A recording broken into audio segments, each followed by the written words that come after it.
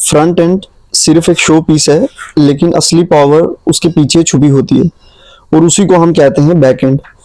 सोचो, अगर तुम फूड डिलीवरी ऐप यूज कर रहे हो और बटन प्रेस करने के बाद कुछ भी ना हो, तब समझ जाओ कि वहां पर बैक एंड मिसिंग है।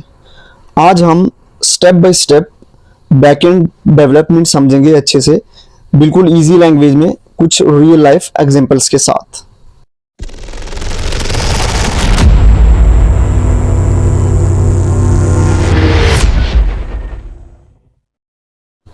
Hello guys, welcome back to my web development series. ये हमारा पार्ट 3 है जिसमें हम बैकएंड को डिटेल में कवर करेंगे।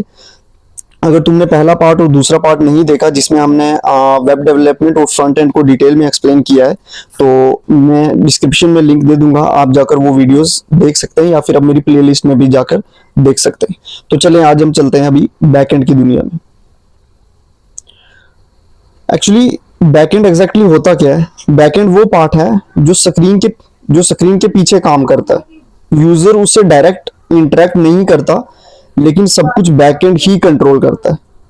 एग्जांपल मान लीजिए, एक बहुत ही फूड डिलीवरी का एक बहुत ही फेमस ऐप है जोमेटो। हम जोमेटो पे ऑर्डर नाउ पे क्लिक करते हैं। क्लिक करने के बाद बैकएंड डिसाइड करता है कि ऑर्डर जो है वो रेस्टोरेंट तक भेजना है, डिलीवरी बॉय को असाइन करना है और पेमेंट प्रोसेस करनी है। ये सारा काम कौन डिसाइड करता है? बैकएंड करता है। अब अगर एक और एग्जांपल मैं आपको कहूं, हमारे पास बैंक का ऐप होता है। हम क्या करते हैं, हम बैंक ऐप पे ट्रांसफर मनी पे क्लिक करने के बाद बैकएंड ही चेक करेगा कि अकाउंट में बैलेंस है या नहीं है और फिर दूसरे अकाउंट में भेज देगा। ये सारी चीजें, इस तरह की जितनी भी चीजें होती हैं, ये सारी की सारी कौन चेक करता है? बैकएंड चेक करता है। या फिर एक फेमस फ्रेज है जो बैकएंड के लिए यूज किया जाता है, magician behind the curtain. Okay, ये तो था बैकएंड। हमने देखा कि बैकएंड क्या होता है, जो स्क्रीन के पीछे काम करता है, जो हमें डायरेक्ट इंटरेक्ट तो नहीं करता, लेकिन सब कुछ कंट्रोल करता है। लेकिन अब समझते हैं कि बैकएंड, हम देखते हैं कि बैकएंड की जरूरत क्यों है, कि क्योंकि फ्रंट एंड सिर्फ चीजें दिखाता है, लेकिन जो बैकएंड का है, बैकएंड के बिना वेबसाइट बस एक फोटो एल्बम की तरह रह जाती है। ठीक है। अब अगर मैं बात करूं विदाउट बैकएंड क्या होता है, जब बैकएंड नहीं होता तो लॉगिन सिस्टम नहीं होता, हर बार दोबारा डिटेल डालनी पड़ती है। पेमेंट्स की अगर बात करें तो पेमेंट्स जो होती है वो इम्पॉसिबल हो जाती है। जैसे अमेजोन, फ्लिपकार्ट पे हम शॉपिंग करते हैं, कार्ट, वहां पे सिर्फ हम कार्ट तक ही रुक जाती है। अगर बैकएंड नहीं होगा वहां पे हम सिर्फ ऐड टू कार्ट तक ही रुक जाएगा, उसके आगे का कोई भी प्रोसेस नहीं होगा, क्योंकि उसके आगे का सारा काम कौन देखता है? बैकएंड देखता है। अब जब बैकएंड ही नहीं होगा तो ऐड टू कार्ट तक तो वो काम करेगा, बट उसके आगे वो कुछ भी प्रोसेस नहीं करेगा। ठीक है। डेटा सेव नहीं होता है बिना बैकएंड के। अब इंस्टाग्राम पे पोस्ट करो और रिफ्रेश करते ही फोटो गायब। ठीक है।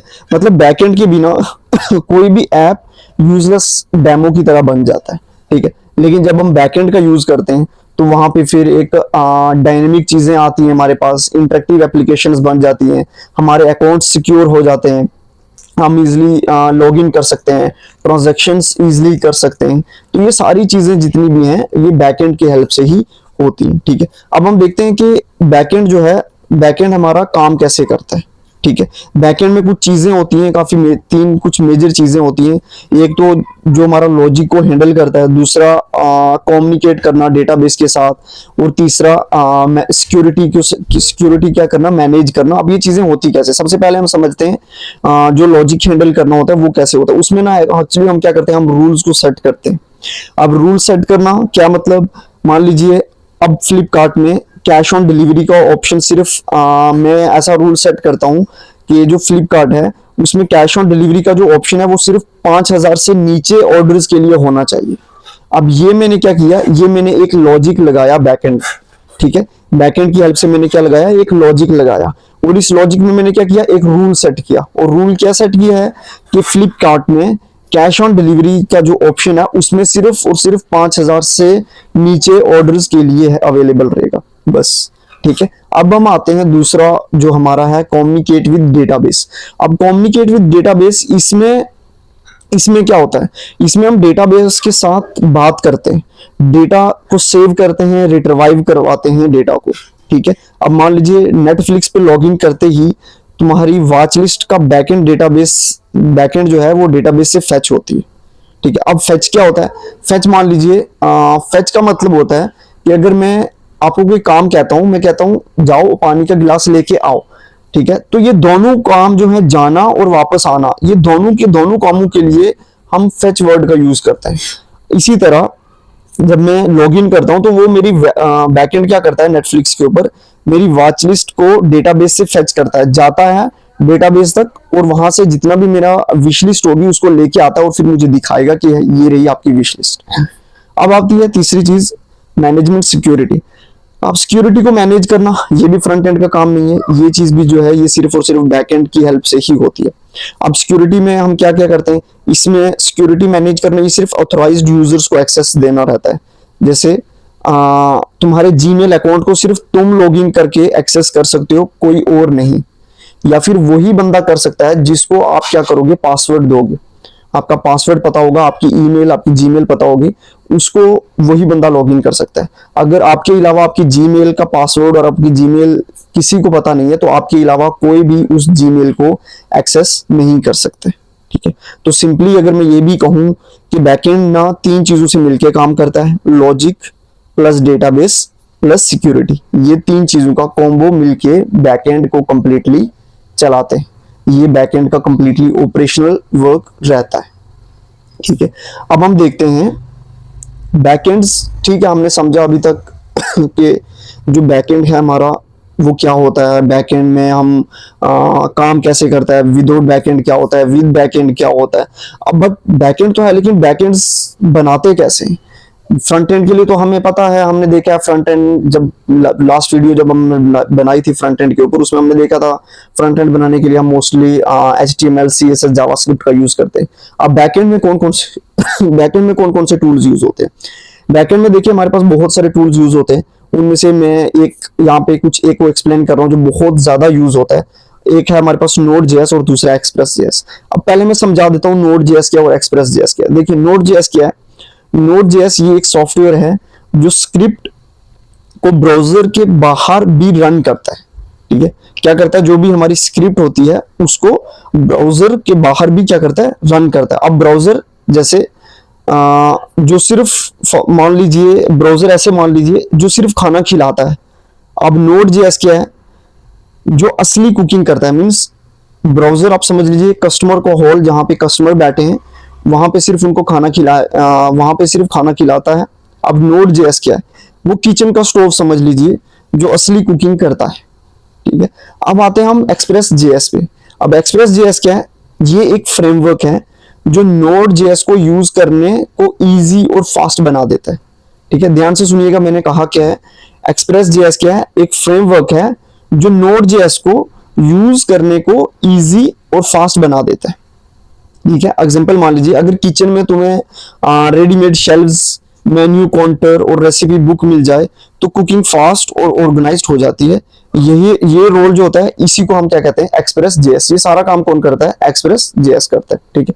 अभी मैं अगर सिंपल मैं आपको कहूं कि Node.js और Express ये दोनों क्या काम करते हैं, देखिए Node.js सिंपल हमें क्या करता है, तुम्हें बैकएंड बनाने का इंजन देता है, ठीक है। Node.js को ऐसे मान लीजिए कि Node.js क्या करता है, हमें बैकएंड बनाने का क्या करता है, इंजन देता है। और जो Express.js है तुम्हें टूल्स देता है कि ताकि तुम जल्दी और इजी बैकएंड ताकि तुम क्या करो, जल्दी और इजी बैकएंड बना सको, ठीक है। एक बार फिर से मैं इसको रिपीट कर रहा हूँ, Node.js हमें बैकएंड बनाने के लिए एक इंजन देता है और Express.js एक ऐसा टूल है, एक ऐसा फ्रेमवर्क है जो हमें क्या करता है, एक ऐसा टूल देता है जिससे हम क्या कर सकते हैं, जल्दी और इजी बैकएंड को क्या करते हैं, बना सकते हैं, ठीक है। आई होप ये भी समझ आ गया होगा आपको, ठीक है। और भी हमारे पास कुछ टूल्स रहते हैं, जैसे मैं अगर आपको बताऊं पाइथन हो गया, Django हो गया, जिसमें बहुत सारी चीजें इनबिल्ट आती हैं, ठीक है। एक फ्लैश करके भी आता है। फ्लैश मोस्टली तब यूज किया जाता है जैसे मान लीजिए हमें एक पूरा खाली अपार्टमेंट मिलता है, उसमें हम जितना भी फर्नीचर वगैरह जो कुछ भी हम अपनी मर्जी से डिजाइन कर सकते हैं। जब बैकएंड में मुझे सब कुछ अपनी मर्जी से डिजाइन करना होता है तो बेटर हम फ्लैश का यूज करें। फिर एक PHP हो गया, Laravel हो गया, ये ज्यादातर वेबसाइट्स ब्लॉगिंग वगैरह के लिए यूज किया जाता है, ठीक है। तो ये और भी कुछ हमारे पास क्या रहते हैं, बैकएंड के टूल्स है, ठीक है। अब हम समझते हैं डेटाबेस। अब बैकएंड है, अब जितना हमारा डेटा है वो कहाँ पे जाता है, हम कुछ ऑर्डर करते हैं, ये सारी चीजें करते हैं, तो वो सारा जाता कहाँ पे है। अब डेटा को स्टोर करने के लिए हमारे पास ना कुछ चीजें रहती हैं, SQL रहता है, एक NoSQL रहता है। अब सबसे पहले हम समझते हैं एसक्यूएल क्या होता है। एसक्यूएल की full form like structured query language, ठीक है। एसक्यूएल स्ट्रक्चर्ड क्वेरी लैंग्वेज जो क्या करता है, डेटा को टेबल्स में रखता है। डेटा को टेबल्स में रखता है, जैसे कि एग्जांपल के तौर पे आप समझ लीजिए स्कूल की अटेंडेंस रजिस्टर जैसे होती है हमारे पास, उसमें हर रो एक स्टूडेंट, हर कॉलम एक detail, means roll number, name, present, absent, ये सारी की सारी चीजें टेबल के अंदर लिखी जाती है। टेबल के अंदर रोज होते हैं और रोज के अंदर ये सारी डिटेल लिखी जाती है, ठीक है।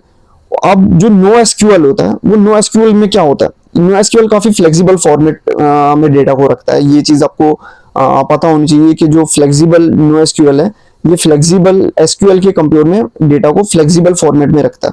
टेबल्स की इसमें बिल्कुल जरूरत नहीं होती है। एसक्यूएल में हमारे पास टेबल की जरूरत होती है, नो एसक्यूएल में हमारे पास टेबल की जरूरत नहीं होती। अब एग्जांपल के तौर पे जैसे इंस्टाग्राम पोस्ट होगी, एक ही जगह pick plus likes plus comments plus tags, ये 3-4 काम हम एक ही पोस्ट के ऊपर करते हैं, इसी को हम कहते हैं नो एसक्यूएल, ठीक है। ये सब अलग अलग टेबल बना के सेव करना मुश्किल होता है थोड़ा सा, जैसे इसलिए नो एसक्यूएल क्या करता है, एसक्यूएल के कंपेयर में थोड़ा काम को क्या कर देता है, इजी कर देता है। एसक्यूएल में हमें अलग अलग हर जैसे मैंने आपको कहा एक स्टूडेंट होता है, उसके लिए हर रो, हर कॉलम, हर टेबल में अलग अलग data, name, parentage, absent, present अलग अलग करना पड़ता है। बट नो एसक्यूएल में हमें अलग अलग टेबल्स नहीं बनाने पड़ते, सारा काम इजीली हो जाता है, ठीक है। अब एसक्यूएल एक तरह से सिंपल अगर मैं आपको कहूँ ना, एसक्यूएल और नो एसक्यूएल को अगर सिंपली एक एक्सप्लेन करूँ तो एसक्यूएल आप समझ लीजिए एक फिक्स्ड स्ट्रक्चर है, ठीक है। और नो एसक्यूएल को आप समझ लीजिए ये एक नो एसक्यूएल हमारे पास क्या है, एक फ्लेक्सिबल स्ट्रक्चर, ठीक है। आई होप ये भी आपको पता चल गया होगा डेटा को हम कैसे स्टोर करते हैं। जो भी जितना बैकएंड में हमारे पास डेटा रहता है उसको एसक्यूएल के थ्रू भी हम स्टोर कर सकते हैं और नो एसक्यूएल के थ्रू भी हम क्या कर सकते हैं, स्टोर कर सकते हैं, ठीक है। और हाँ, नो एसक्यूएल में जो ज्यादातर डेटा होता है वो किस फॉर्मेट में होता है, वो हमारे पास जेसन फॉर्मेट में रहता है। जितना भी ज्यादातर डेटा होता है वो जेसन फॉर्मेट में होता है, ठीक है। ओके, चले अब हम देखते हैं नेक्स्ट डेटाबेस में हमारे पास बैकएंड में हमारे पास और क्या क्या चीजें होती है। अब ये ऑथेंटिकेशन और ऑथराइजेशन ये बहुत ही इंपॉर्टेंट पार्ट्स हैं हमारे डेटाबेस के अंदर। अब ऑथेंटिकेशन और ऑथराइजेशन दोनों अलग अलग है, दोनों का मतलब अलग अलग है, ठीक है। मान लीजिए ऑथेंटिकेशन ये हमें ये सबसे पहले तो हमें ये पूछता है कि जब भी हम किसी वेबसाइट पे जाते हैं तो ऑथेंटिकेशन हमें ये पूछता है तुम कौन हो। ये काम किसका है, ऑथेंटिकेशन का। ये पूछना कि तुम कौन हो, ये कौन पूछता है, ऑथेंटिकेशन। अब फेसबुक पे मैं जाता हूं, मान लीजिए मैं फेसबुक पे जाता हूं, फेसबुक पे ईमेल प्लस पासवर्ड डालते हैं हम, सिस्टम यही जो ऑथेंटिकेशन होता है यही वाला सिस्टम चेक करता है कि ये तुम हो या नहीं। अगर तुम नहीं हो तो वो तुम्हें अलो नहीं करेगा, कोई भी तुम्हें क्या करेगा, वो तुम्हारी आईडी को आगे फॉरवर्ड नहीं करेगा ऑथराइजेशन तक, ठीक है। अब ऑथराइजेशन क्या करता है, ऑथराइजेशन ये कहता है कि तुम क्या कर सकते हो। अब क्या कर सकते हो मतलब तुम क्लास में, फॉर एग्जांपल तुम क्लास में स्टूडेंट हो तो एग्जाम दे सकते हो, लेकिन टीचर बन के मार्क्स अपडेट नहीं कर सकते। आई होप समझ रहे होंगे आप मैं क्या कहने की कोशिश कर रहा हूं। ऑथेंटिकेशन जो ये पूछता है कि तुम कौन हो। फॉर एग्जांपल जब मुझे पता होगा कि मैं कौन हूं तो मैं अपनी जीमेल, अपना पासवर्ड वहां पे एग्जैक्टली डालूंगा तो वो मुझे अलो कर देगा वेबसाइट के अंदर, ठीक है। बट वहां पे जब ऑथराइजेशन की बात आती है, ऑथराइजेशन हमें ये पूछता है कि तुम क्या कर सकते हो, ठीक है। ऑथराइजेशन की जब बात आती है, ऑथराइजेशन हमें ये पूछता है कि तुम क्या कर सकते हो, ठीक है। तो ऑथराइजेशन में हम क्या करते हैं, मैंने आपको कहा कि मान लीजिए तुम स्टूडेंट हो, तुम क्लास में जा सकते हो, तुम वहां पे डेस्क पर बैठ के पढ़ सकते हो, एग्जाम दे सकते हो, लेकिन अगर तुमने एग्जाम दिया लेकिन तुम्हें परमिशन नहीं है कि तुम क्या करो, जो तुमने एग्जाम दिया तुम शीट्स को मार्क्स वगैरह अपडेट कर सकते हो। या फिर यूं समझ लीजिए वेबसाइट में आपको तो पता है एक एडमिन होता है और यूजर्स होते हैं। अब जिसके पास यूजर का एक्सेस होगा तो उसको सिर्फ और सिर्फ वेबसाइट का डेटा ही, वेबसाइट का फ्रंट एंड ही दिखेगा जिससे वो काम कर सकता है। लेकिन जिसके पास सर्वर का यूं मान लीजिए बैकएंड का या जो एडमिन होगा उसके पास पूरे यूजर की डिटेल देखने का एक्सेस होता है। ये एक्सेस वाला काम ऑथराइजेशन करता है। और ऑथेंटिकेशन चेक करना कि वैलिड है, ये बंदा वैलिड है या नहीं है, ये काम कौन करता है, ऑथेंटिकेशन करता है। ठीक है। अब बैकएंड में कुछ और भी चीजें होती हैं हमारे पास, जिनको हम एपीआई और CORS के नाम से भी जानते हैं। अब दोनों को समझ लेते हैं, एपीआई का क्या काम होता है बैकएंड में और CORS का क्या काम होता है। सबसे पहले एपीआई क्या होता है? एपीआई को हम कहते हैं एप्लीकेशन प्रोग्रामिंग इंटरफेस। ठीक है, क्या कहते हैं एपीआई को? Application programming interface. अब मान लीजिए एपीआई क्या करता है? एपीआई एक वेटर की तरह है जो ऑर्डर लेके किचन तक जाता है और फिर फूड को वापस लाता है। अब ध्यान से समझिए, एपीआई एक वेटर की तरह है, ठीक है, मींस फ्रंट एंड से रिक्वेस्ट लेके जाना। ठीक है, एपीआई एक वेटर की तरह है जो ऑर्डर लेता है। अब ऑर्डर लेना मतलब फ्रंट एंड से रिक्वेस्ट लेना, और लेके कहां जाता है? किचन। अब किचन यहां पर क्या है? बैकएंड है। ठीक है, तो वेटर ने क्या किया? फ्रंट एंड से रिक्वेस्ट ली, बैकएंड तक लेके गया और फिर फूड वापस लाता है। अब वो जो वापस लाता है फूड, उसको हम क्या कहेंगे? वो हमारे पास हो गया डेटा। ठीक है, वो हमारे पास क्या हो गया? डेटा। ठीक है, गूगल मैप का एपीआई जोमेटो में यूज होता है। क्यों यूज होता है वो तो आपको पता है, लोकेशन को ट्रेस करने के लिए। जहां से अगर मैं यहाँ पे बैठ के कुछ ऑर्डर करता हूं, तो अगर गूगल मैप का जो एपीआई है वो जोमेटो यूज ही नहीं करेगा, तो जोमेटो वालों को कैसे पता चलेगी मेरी लोकेशन की खाना ये डिलीवर कहाँ पे करना है, ये जो ऑर्डर है ये डिलीवर कहाँ पे करना है। ठीक है, और एपीआई सिर्फ जोमेटो वालों के लिए नहीं, मुझे भी पता चलता है कि रेस्टोरेंट की लोकेशन कहाँ पे। ठीक है, तो ये काम कौन करता है? एपीआई करता है। ठीक है, मैं एक बार फिर रिपीट कर देता हूँ। एपीआई क्या करता है? एपीआई फ्रंट एंड से रिक्वेस्ट लेता है, बैकएंड पर जाता है और डेटा को लाकर देता है। अब यहाँ पे मैंने जो आपको एग्जांपल दी वो क्या है? एपीआई को मैंने फ्रंट एंड, जो वेटर होता है रेस्टोरेंट के अंदर जो ऑर्डर लेता है, अब उस ऑर्डर लेने को हम क्या कहेंगे? यहाँ पे फ्रंट एंड से रिक्वेस्ट, और लेके कहाँ जाएगा? किचन में। वो वेटर कहाँ पे रिक्वेस्ट लेके जाता है? किचन में, और किचन को मैंने यहाँ पे बैकएंड कहा है, और जो हमें वापस लाके देता है फूड, उसको हम क्या कहते हैं? डेटा। ठीक है, अब दूसरी चीज है हमारे पास CORS। अब CORS क्या होता है हमारे पास? CORS को हम कहते हैं क्रॉस ओरिजिन रिसोर्स शेयरिंग। अब क्रॉस ओरिजिन रिसोर्स शेयरिंग क्या होता है? ये एक सिक्योरिटी गार्ड है। इसको आप क्या समझिए? एक सिक्योरिटी गार्ड है जो चेक करता है कि सिर्फ trusted front and he backend से बात करे।